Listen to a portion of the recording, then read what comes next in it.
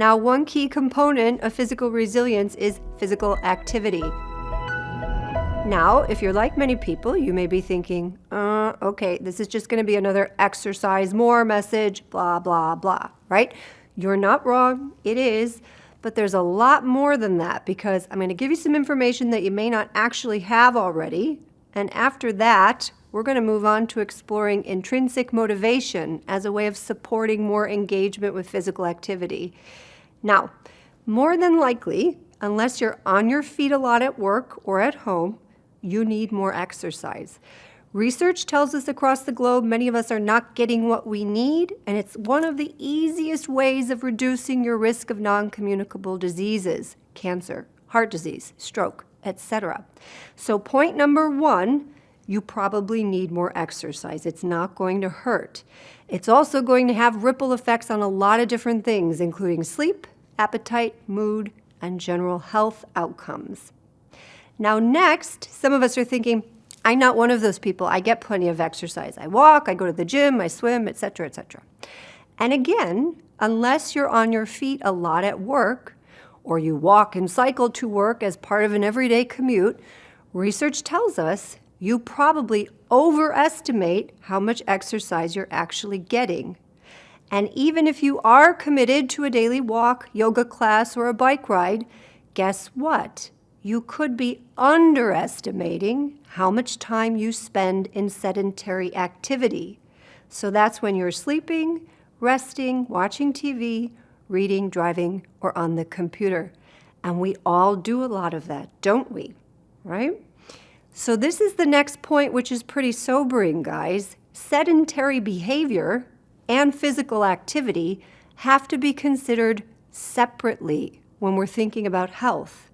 What does that mean? It means that the 2-hour gym session that you do every day, and who are we kidding? That's not a majority of us, right? While that's definitely good for your health, it's unlikely to undo the impact of the 4 to 5 hours of the day you spend watching TV, driving, or in front of the computer. This is the real wake-up call. Sitting or lying down for more than 30 minutes at a time without interruption is significantly bad for our health. Now, I don't know if you've heard this phrase, but sitting is considered the new smoking. And again, I don't know anybody who doesn't do a lot of this, myself included. So not only do we have to increase the physical activity, we have to reduce or interrupt the time spent sitting and lying down.